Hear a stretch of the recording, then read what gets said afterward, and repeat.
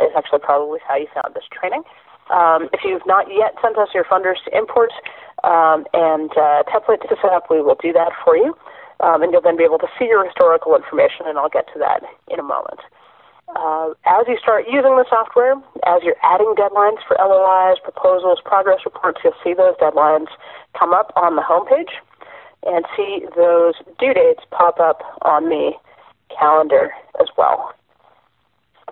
So I'm going to go through essentially the life cycle of a grant, from finding a new potential funder to then writing an LOI to that funder, hearing back from that funder, yes, we would love to see a proposal from you, submitting that proposal, getting the grant awarded, reflecting the reporting requirements, and then writing the reports within the software.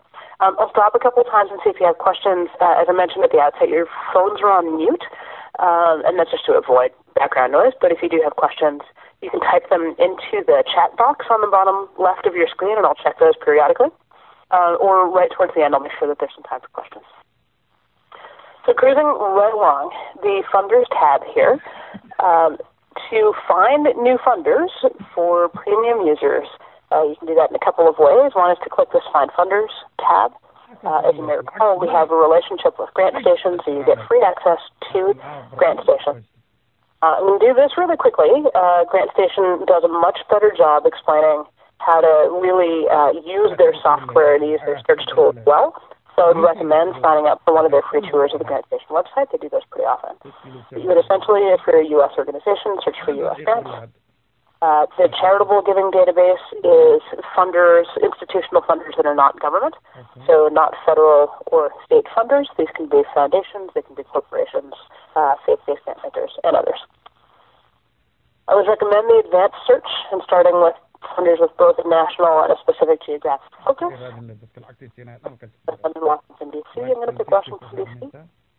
You can then select up to 3 areas of interest. And these are the funders' areas of interest. So funders will express, these are the things that we're likely to support. That information is included in the GrantStation profiles, which I'll show you in just a second. But the idea here is to position, to think about the program that you're looking to have funded, and think about how it would best fit with a funder's articulated interests. So the organization that I tend to use for this purpose is a totally big organization that we call Arts After School. So I'm going to say that arts, culture, and humanities in general, art education, and education in general. Now let's go after school programs, are the 3 areas of interest that are going to be relevant for arts after school. I would recommend, as you're going through this, going through each one of these options pretty carefully to see how it applies to your organization, with experimenting a little bit as well to see what pops up in different searches, and to see maybe some of your existing funders will pop up, and that will give you a sense that you're on the right track. So after selecting 3 types of support, you then, after selecting 3 areas of interest, you then select 1 type of support from the list here, and these again are the way that the funder will say, this is what we're willing to support. I would recommend starting with general support, largely because it's kind of harder to come by and it's unrestricted funding. If you do get it, you're more likely to get more results for project and program support. General support is always a great way to go. If you have a specific thing that you're working on, if you're doing, if you're building a new building, for example, you might want to select building funds. If you have a specific event coming up, select events and sponsorship. So there are things that will be more relevant at different times. But general support is always a good way to start. You then click Find Funders. You will see what results we get here. So, look at the Hewlett Foundation here, obviously a very large foundation. You would then scroll through this funder's profile. The GrantStation profile will generally give you the total annual giving, average grant size, sometimes they'll give you a grant range. And then there's a pretty detailed description of the areas of interest of this particular funder. So as I'm reading through this, if I think that my organization, my programs are going to be a good fit, I can copy the EIN, the tax ID, right at the bottom of the screen here. Click back into Philantrack, click Add Funder, paste in that EIN. I can also look up the organization by name. I'll show you how to do that in a second. Click Enter. So it's going to pull that organization's record right up from the IRS database of exempt organizations. And I can then preview that funder, see their total giving. This information, the funding priorities may have been entered by other Philantrack users. The contact information is from the IRS database of exempt organizations. As you're prospecting, as you're looking to build relationships, you can access this funder's 990s, their tax forms, for the last 2 available years. The 990 is, if you scroll to the bottom of the 990, have a list of the grants that were funded for this fiscal year, for whatever year they're reporting on, which can be a really good way to get a sense of the types of organizations that this particular funder supports to see if your organization is going to be a good fit. You can also, from here, see if you know somebody who knows somebody at that foundation. So this LinkedIn connection, you just click this button, it'll open in LinkedIn and search to see if you know somebody who knows somebody. So in this case, let's say I want to connect with this program officer. Maybe I know David better than I know Jacob or Aaron, so I might say, hey, David, would you mind making an introduction? I'd love to have a chat about how Arts After Schools programs are going to be a great fit for the Hewlett Foundation-specific program. I'll show you a couple of other things about adding funders, and actually, let me just get back to GrantStation for a moment here. If you are pursuing non-foundation funding, so if you're pursuing government funding, you can look up available federal and state grants and loans. You can add areas of interest here. So for us, it might be arts and education, disability, whatever the different requirements are. So nonprofits have 501c3 status, for example. So this is coming up with a number of specific federal opportunities, and I can go through them and see which are going to be a good fit for my particular organization. I may want to search by keyword as well, or if there's a particular agency that I want to approach, Department of Education, for example, I can filter that way as well. Similarly, for state grants, I would look specifically, again, in my case, for the District of Columbia, and look at the specific departments or the specific funded agencies that are going to be relevant to my organization. Going back to adding a funder, I mentioned that you can add the funder by copying in their tax ID, if you have it. If you've found a funder either through something other than GrantStation or you don't know their tax ID for whatever reason, you can also look up the organization by name. And the more that you can enter the organization name, including the city and state or province, the better. It just narrows down the number of results, but this essentially results in the same thing, and you can still preview the funder and then add the funder. Choose. You may have a scenario where a particular funder, perhaps it's a government agency, or maybe it's a corporation that doesn't have a separate giving program. When you search for that organization, so Housing and Urban Development, for example, in Washington, D.C., when I look this up, I'm going to get a message here that says an organization is found matching these criteria. Let's try again. So one of two things. You can either try again, and if the organization is a foundation, it's in our database. We get our data directly from the IRS. Sometimes the IRS database information is a little bit unpredictable. So sometimes there are words that are abbreviated in the official name in the IRS database that you wouldn't think would be abbreviated. Sometimes there's an and rather than an ampersand. So if you're searching for a foundation and it doesn't come right up, the best thing to do is to just try it again. So take out one word or take out two words, leave in the words that seem key to identifying that organization and search again. The odds are pretty good that that foundation will then show up. If it doesn't for whatever reason, or if you're adding an organization that is not a 501c3, so not a foundation, if it's, again, a government agency or a corporation without a separate 501c3 giving program, when you get this message that says no organizations found matching these criteria, you'll see this link that says add a new funder. You can just click that link, fill in as much information as you know, so you can skip the EIN, put in the organization's name, its website if you have it. You don't have to put in the executive director information. Excuse me. If you have contact information for a program officer or whoever your primary contact is, just unclick this Use Executive Director Contact Information, put in a first name, a last name, an email address for that particular person, select United States, assuming that they're in the United States, and fill in the address. When you click Save Organization here, what this is going to do is tentatively add this organization to your list of funders. It's also going to send a notification to our tech team. We just have a quick review process that we go through to make sure that we're not getting duplicate funder records in our database. And someone will get back to you in less than 24 hours and say, great, this funder is approved. It usually happens within 2 to 3 hours. This funder is approved, or, oh, this is one of these quirky IRS database things. This organization is already in our database. Here's exactly how you can find them and add them to your list of funders. Once the organization has been added to your list of funders, it will show up in this View Funders view. So if you click Funders, it pops right up. You can look at just your prospective funders. You can look at your current funders. You can look at all of your funders. Funders in Philantrack will be prospective from the perspective of the software unless there is a current grant. So when you add a funder as a potential funder and you have not yet submitted a proposal, or if you have submitted a proposal, and I'll show you how to do that in just a couple of minutes, but the proposal hasn't been funded yet or hasn't been approved or the grant hasn't been awarded, that funder will still be listed as prospective. If you have a current grant that is reflected in the software, then the funder will be current.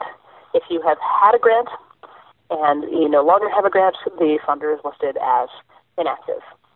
You can also then sort by program area, so however you have set up segmenting your organizations, or rather your funders, your grants, you can then filter to look just at that specific subset of organizations. Or any organization that you add to your list of funders, you will see a few pieces of information. So the information here is pulled from the IRS database of exempt organizations. Contact information, so there's a primary contact and an executive level contact. This is information that you're entering. The primary contact here should be whomever your primary contact is at this funder that you're approaching. We just looked at the enhanced profile information. This is all drawn automatically. It's the last 2 available 990s or 990 PFs that are shown.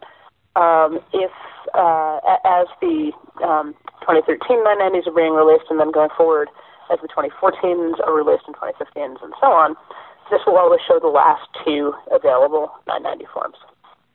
A few things on the funder record. I'll show you in a few moments how grants actually get reflected in the software.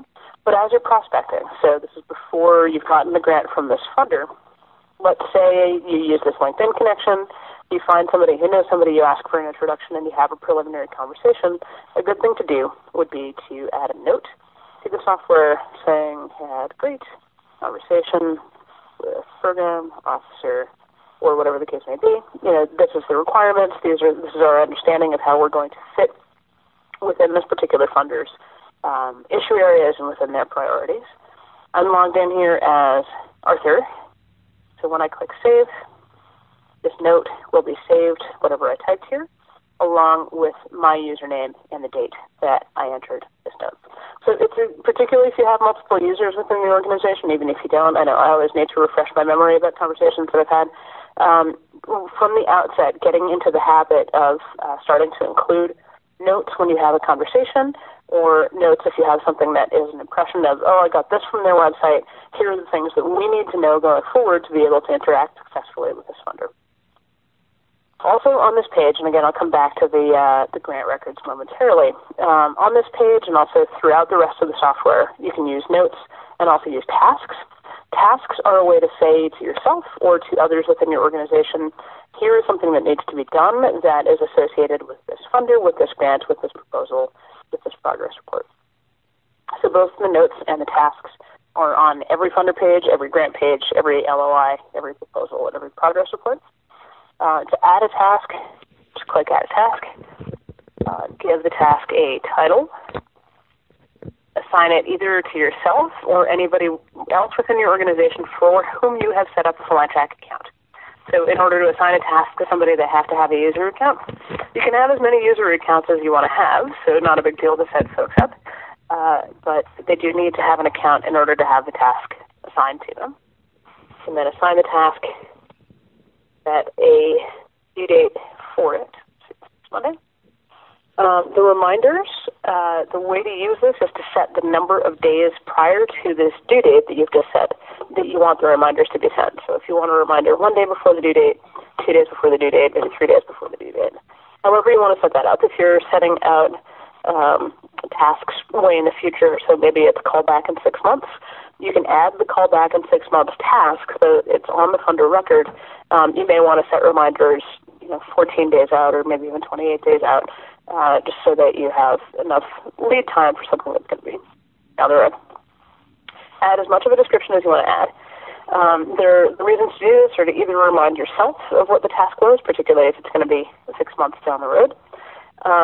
If you're assigning something to somebody else within your organization, when I hit save here, Eric is going to get an email that has the title of the task and any description that I've included here. So if there's something I want to ask Eric to do,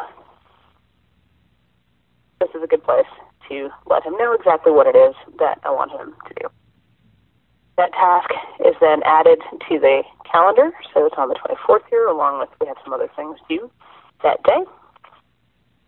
Also added to this funder profile, so it shows up in the task list at the bottom of the profile. Because I added this task, I can edit it or delete it. All Eric is going to be able to do is mark it complete once he's done it. He can do that right from within the software or from the email reminder that he gets about the task. And he can then add a note about the task if he chooses as well. The note pulls in the original text from the task that was assigned, and that text can be replaced, it can be edited, it can be added to. So funder records. I'll get to the grant records momentarily. I just want to actually note one other thing on the funders. So as you're adding more and more funders to the software, and the same is true with grants, the same is true with LOIs, proposals, and reports, you have filters on each one of these main pages. You'll also end up going forward with a number of different result pages. So two things. One is once you've filtered, or even if you don't filter, you can always export this information to Excel. This actually technically exports into a CSV, which is a comma-separated values file, but it will open for you in Excel if you have Excel on your computer. You can always view all as well. So rather than having these 5 results pages, if you click view all, it'll just make a big list of all of the results. But the little kind of pro tip that I wanted to show you is as you have more and more and more results, more and more records in the software, you'll end up with more result pages. Rather than having to sort of page through, page by page to see what's where, which you can do. But if you just hover over any number on the results pages, it will show you the first and last record that will appear on that page. So if I'm looking for the, I don't know what's in here, the Philadelphia Foundation starts with a P, it's going to be on this 4th page between the L's and the W's. So, and I can figure that out, even if I'm on the first page. So it's just a little time savings tip as you end up including more information in the software. I'm going to pause for just a second and see if anybody has any questions. And to do that, I need to flip back to a page where I can see your questions. So bear with me just a moment here. I'm just going to pause and see if anybody has any questions. Feel free to type them into that little chat box. Or if you have questions, you can also hang on to them for a few minutes, and we'll keep going. And I'll make sure there's some time at the end for questions. Okay. Let me keep going here then. So you have found a funder that you think may be a good match for your organization. You've maybe had a conversation with that funder, or you've gone to their website, or you've seen what their requirements are. Not every funder is going to require an LOI, letter of intent, or a letter of inquiry prior to a full proposal. Some might. I'm going to show you that whole process just to so you have an understanding of if your funder requires that kind of two-step or two-stage approach, how to do it. If the funder only requires a proposal, I'll talk you through how to do that as well. So, and this is actually about to be probably the least intuitive part of the software, so I'm going to go through it slowly, and I'll pause at the end to see if anybody has any questions. So LOIs, proposals, and progress reports are all based on what we call templates. Templates are just forms. The templates in Philantrack are completely configurable. All that the templates are saying is, if you're applying to the ABC Foundation, the ABC Foundation may have 6 specific pieces of information that they want you to submit. In order to write your LOI or to write your proposal in Philantrack, you can set up a template that requests those 6 specific pieces of information. So the templates are completely configurable to meet a funder's specific requirements. If a funder doesn't have very specific requirements, which may well be the case, you can also set up a kind of boilerplate LOI, boilerplate proposal, and we'll set up a proposal in a report form for you as part of the setup process, so that you can just put together the information that you want to put together. So I'll walk through this, and then I'll stop and see if there are any questions. But to set up a new template in Philantrack, so let's say we're approaching the ABC Foundation. We know what information they're looking for. We want to set up a template to match those specific requirements. So we have a bunch of templates already in here. Here's one for an LOI, just to give you a sense of how this works. It's a fairly short example. It only has 2 questions in it. But let's say the ABC Foundation requires more information than that. So I can add a template. I can start from this existing LOI. That was the Foundation template. And let's say this is the ABC Foundation template. When I start from an existing template, start from an existing form, Philantrack is going to pull in the questions from those existing forms, or from that existing form, and then I can change them. I can add to them, I can delete them, I can move them around. So these are the questions that were in that existing form. Let's say the ABC Foundation is also asking for other information. All I do is click Add Questions. I can then see Philantrack basically just has a big database of questions asked by funders. So I can look up the questions that are relevant to what this organization is asking. The easiest way to do that is to type as much of the question as you know into this keyword or phrase box. Hello? Hello? As soon as a question comes up that matches what that organization is looking for, just click Add. That question will be added to the template. You see an indication here that it's added to the template. You can view the template and see where that question was added.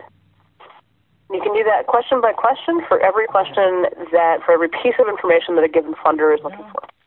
The version of Philantrack that I'm showing you doesn't have the full questions database on it, but it may well be the case that as you're building templates, some funders have very, very specific requirements. It may be that when you click Add Questions and you type in that funder-specific question, that nothing's going to come up. It may be that there's nothing in our questions database that matches that funder-specific requirements. If that's the case, just email us at support@philantrack.com. Sorry, that little link down here. We'll add the question to the questions database for you, so you can then look it up exactly the way the funder wants that phrased and add it to the template that you're creating. Once you have finished adding questions to the template, so you now have a form that matches exactly the information that a particular funder wants you to include, you would then click LOIs, click Create LOI, select the program area under which this grant will fall if you get this grant, select who the funder is, I'll use that organization again, you have the grant title, select the type of support that you are looking to get. Type in the amount of the grant that you're looking for, the purpose, the due date for this particular LOI, and then we can select the template that we just created. So that series of questions that we just put together based on what the specific funder is looking for. You then click Add LOI. Select the contact. So the foundation contact is the funder contact. The grantee contact is the user within your organization who will be indicated as the primary contact. What that mostly means is the person who will get reminder emails. And you may notice we just set this LOI due date 20th. I'm sorry, I sort of skipped over that. As soon as that due date is added, it's added to the calendar, which then ties into Philantrack's email reminder system as well. You then save the contact, and this LOI is ready to be written. So you can add notes to this LOI, you can add tasks, or if you want to write this LOI and submit it to the funder, you can click Edit right here. Or if you, right when you log into Philantrack, you will see the upcoming due date. So the All Faiths Food Bank Foundation LOI is right here on the homepage. So right when you log in, you can click Create LOI, and then answer the questions that were in the template that you put together to match this funder's specific requirements. I'm going to do this real quick, and then I'll stop and see if you have questions. So for something like a project budget, you can fill it out line by line. Select a line item, click Add, type in or copy in if you get an export from QuickBooks or whatever you use. You can copy and paste information in. Once you've answered a question once in Philantrack, so once you've keyed in your project budget once, if you're being asked that question again, you can click this Find Similar Questions button, see which of your other funders have asked you for a project budget, and then you can reuse that information. So this will show you the list of similar questions. So here's the original question that you're answering for All Faiths Food Bank Foundation, which is the LOI that we're working on. The similar questions list here will show you similar questions that you've been asked by other funders. And you can see here sometimes it's exactly the same question, sometimes it's not exactly the same question, but similar. If you have multiple programs within your organization, the list on the right here will show you who the funder is that you submitted this information to, as well as which program. So for something like a project budget, you may have a different project budget for your curriculum program versus your education program, in which case just be sure that when you're looking to see the responses here, that this is the response that's appropriate for this particular program. If you want to use this answer, if you want to just fill in this information, click Use This Answer, and it will fill in that information for you. That may be a little bit more clear looking at something like the organization's mission statement. Once you've entered any information into Philantrack once, you don't have to retype it. So once you've entered your mission statement once, a lot of funders are going to ask you that question. You can click this Find Similar Questions button, see which of your other funders have asked you for some version of your mission statement, see which response is appropriate for this funder, click Use This Answer, and it'll fill in that field. Similarly for this particular question. So you can save your work in progress, and you can do that by saving each individual response, just by clicking the Save Response button here for each of your responses, or at either the top or at the bottom of the page, there's the Save All and Preview button. Even if you haven't answered all of the questions in the LOI, you can click Save All and Preview. It'll save all of your responses in progress and let you take a look at what it is that you've typed in so far. If you haven't finished this but you want to work on editing it or whatever else, you can download a PDF or a Word version of it.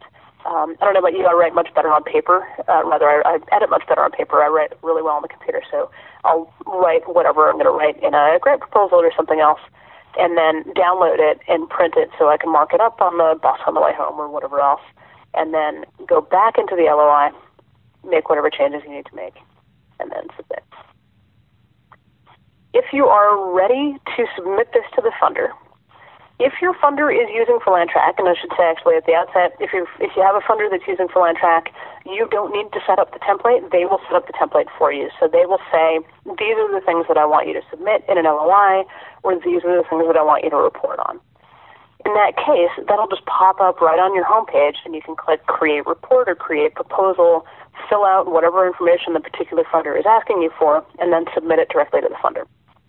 If the funder is not using Philantrack, so if you have said, oh, we're approaching this funder, we're going to send them a proposal, we're going to send them an LOI, let's set up a template, let's set up a form to match that. When you are ready to send this off to the funder, if you've edited it, this is exactly what you want to say to this funder, you can download the PDF or the Word version of the proposal. I'll get to the attachments in a little bit. I'll show you how it works in the proposal, but if you've included any attachments, which we haven't in this case, you would just select Include Attachments, download, and you can keep a copy offline. You can also print it and send it to the funder if they still want to get things on paper. You can email it to them. However the funder wants to receive this information, and you then mark this proposal as submitted in Philantrack. For your users who have staff-level permission and not director-level permission, when they try to mark this as submitted, they're going to be told they don't actually have permission to do that. So that's where that permission, the different rules come in. If you you are ready to send this off to the funder, you click OK, that you're ready to mark it as submitted, and you then have a complete record of what was submitted to this funder when. So we just submitted this proposal, or rather this LOI. You can always access it from FlyTrack. I'm going to pause here and see if there are any questions. Bear with me just a minute. I'm just going to go back to this other page, other slide here. Any questions about the template, about how to edit the template, how to start a proposal from a template, or how to start an LOI from a template? Feel free to type them into that little chat box, or you can keep cruising through, show you a few more things, and then open it up to questions at the end. Okay, not seeing anything pop up, so I am going to keep cruising. We will write a proposal and submit it, and then set up the grant and set up the reporting requirements, and then I'll stop and see what questions you have at the end. All right, bear with me just a moment here while I pull my screen back up. When you hear back from this funder, they may say, thanks for your LOI, we don't think that you're a great fit, in which case you would reflect that that LOI was declined. If they tell you why the LOI was declined, which is not always the case, you can include that information here, and then you can use that to inform your future grant-seeking strategies if you're thinking about pursuing this funder again. If this funder invites a full proposal from you, you would just select Full Proposal Invited, click Submit. All of the information about who the funder is and the grant title and the amount requested, all of this gets pulled in from the LOI. You would then just set whatever the due date is for the proposal, select the template that you want to use for the proposal. So you may need to set up a new template as you're doing this, depending on what the particular funder's requirements are. And then click Add Proposal. Again, select the contacts for this particular proposal, and Eric will receive the email reminders here. The due date, again, was added to the calendar, and that ties in to the email reminder system. And as you're ready to start working on the proposal, you just click Edit, or you can access it, again, right from that homepage. So because we've already answered this question about the description of the organization's history and mission, that information is already pulled right in. The funder shouldn't necessarily be asking that question exactly the same way in an LOI and a proposal, but that's a whole other story. If you're being asked for a document, so something like your audited financial statements if you have them, or your 990 form, maybe it's a board of directors list, or anything else, any of those documents that your funders say, please send us a copy of X, you can store those documents in the document library for FlyTrack, and I'll show you how to do that in just a second. But when you're asked for a document, for something that you should be attaching or uploading, FlyTrack will show you all of the documents that are in your document library. You can scroll to find the document that is relevant for this particular funder, click it, and then click Attach, and that document gets attached right here, and I'll show you how that plays out in just a second. If you haven't added anything to the document library, or if the funder that you're working on a proposal for is asking you for something that's a different kind of document that you haven't included in your document library yet, or maybe you don't want to, maybe this is a one-off and it's just something that this particular funder is asking for that nobody else is going to ask for. What you can do in that case is just browse your hard drive or your shared drive or wherever you store documents, find whatever the right document is, select it, click Open, which I'm not going to do here. If you want to just attach it to this proposal that we're working on, you would click this Attach button. If it's something that you think you may want to reuse, if it's something that some of your other funders may ask for, click Attach and Add to Library, and that document will be both appended to this proposal the way this document was appended here, and will also be a copy will be put into your document library so that the next time you're asked that question, that document will show up in your list of documents. We can do some of the questions again for the project budget.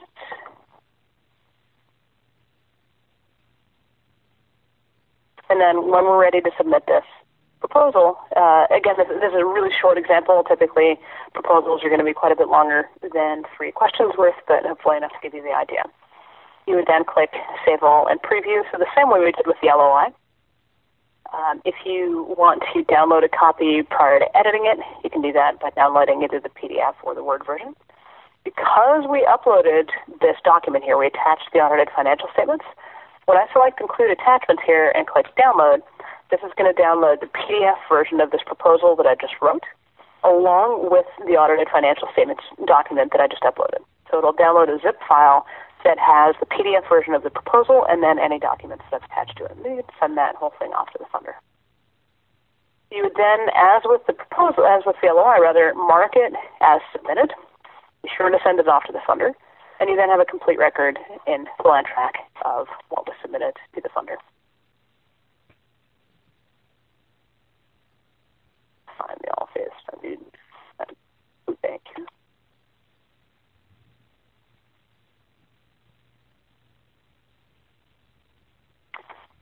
So we submitted this proposal to the funder. When we hear back from the funder, if the funder declines the proposal, again, if they tell us why, we can include that information here. As with other records in Philantrack, you can add notes and add tasks about this proposal.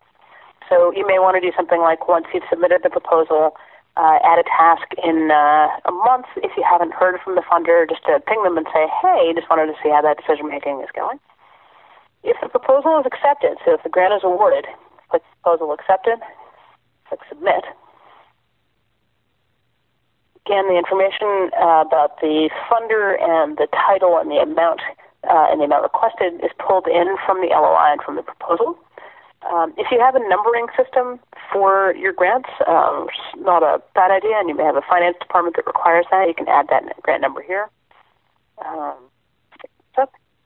Let's say we requested $25,000, but the amount that was ultimately awarded was $20,000. You can reflect that here.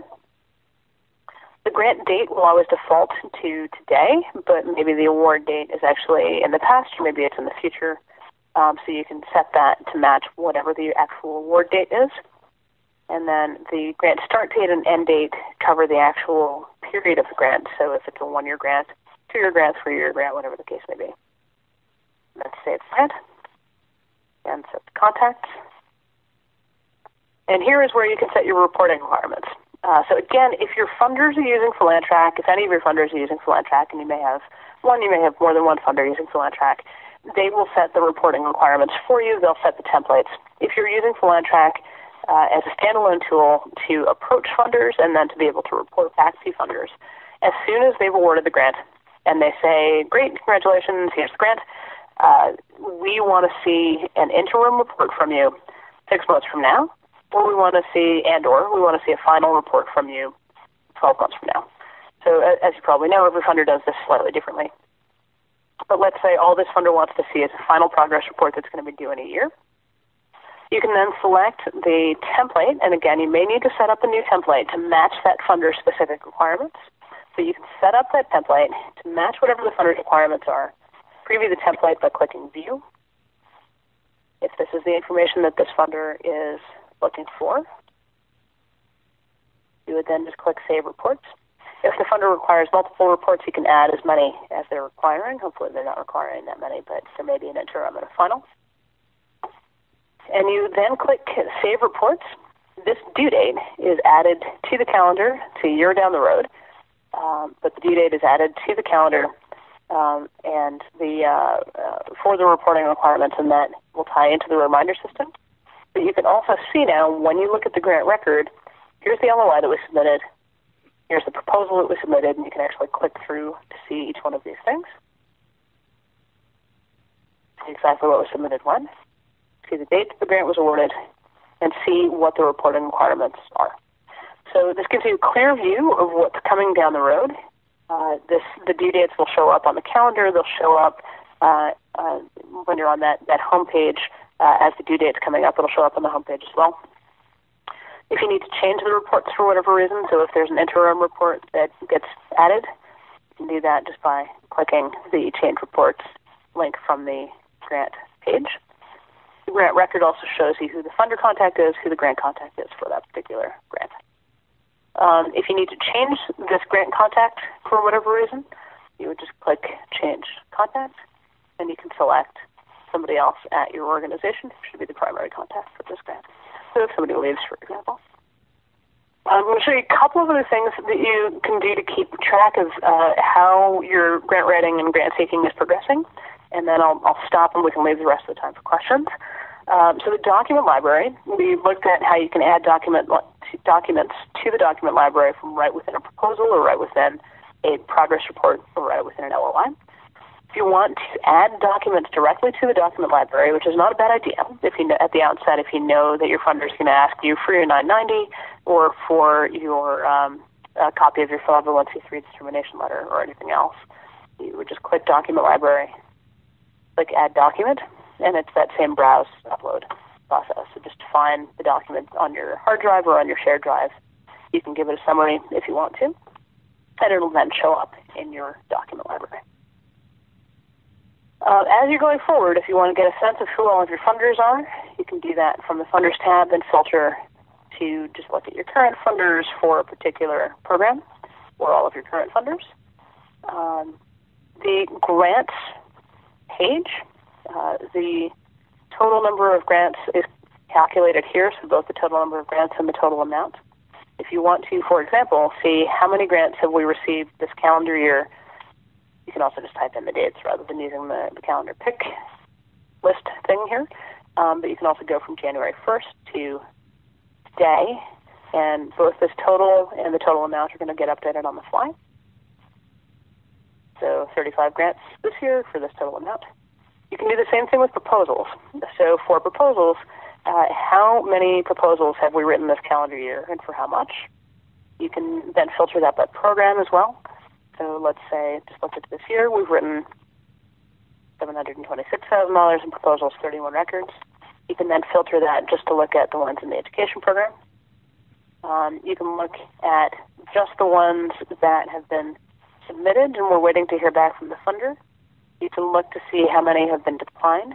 So the status here is, and apparently we haven't had any decline, which is great. The status here refers to the proposal status. So it could be that you've started working on the proposal, but it hasn't been submitted. If you have anything that's past due, if you search and filter by status, those will pop up. Hopefully that won't happen. Submitted means that you have actually submitted it to the funder or marked it as submitted to the funder. Changes requested may happen if you have funders that are using Philantrack and you submit a report to them or submit a proposal and they ask you for changes, and you can then resubmit. So the things that are going to be most relevant or likely to be most relevant are to look at all of those that you have in progress, to look at those that have been submitted in a particular time period. You may want to get a sense of how many have been declined to see what your success rate is with proposals. All of this information can also be exported to Excel. The Excel export includes a lot more information than just the columns on screen here. So it'll include contact information for the proposals. If you do that from, sensitive mouse, if you do the export from the grants page, it'll include the contacts for the grants as well. So that can be useful if you're doing a holiday mailing or something along those lines. So one actually last thing to show you, and then I'll stop and we can leave the rest of the time for questions. I suspect you'll have questions now. If you don't, I suspect you'll have questions going forward. Anytime you have questions, you can click this help link in the top right corner of the screen. That will take you over to our online help desk. There you can find within the document section user manuals, and I mentioned at the outset you can get more descriptions of the different user rules and things like that. I've given you the most relevant pieces of information, but there is a more detailed description in the user manual. You can also access a knowledge base and a troubleshooting guide, and if you don't find the answer that you're looking for, you can always submit a ticket. Just select support, include your name, your email address, your organization, and then whatever your question is. So wherever if you're struggling or if you want us to add questions to the questions database or anything else, you can always email us or open a ticket through this online help desk. So that was a ton of information reasonably quickly. I'm going to flip back to see if there are any questions that have come in typed. And I don't see any of those. Now would be a good time. If you do have questions, feel free to type them into the little chat box. Or if you have, if you would prefer to ask a question vocally at this point, please feel free to just press *7 to unmute your line. And you can then ask any questions that you have. So again, that's *7 if you would like to unmute your line.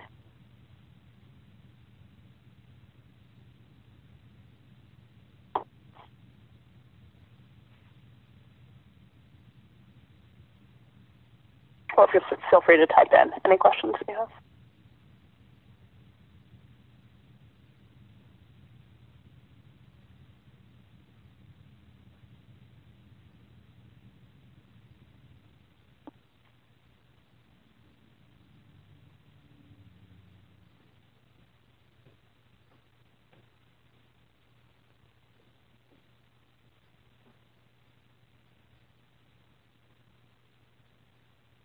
And again, feel free to type in any questions or to press *7.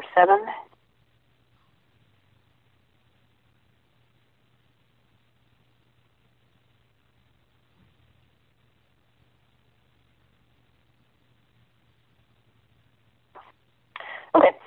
If you do have questions and are feeling shy about asking, feel free to email after the webinar today, or to email support@philantech.com, or to visit our the online help desk. We'll be more than happy to help you out.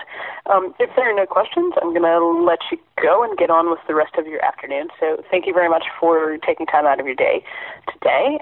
Really appreciate it. And please do let us know if you have any questions. Thanks. Have a good afternoon. Take care.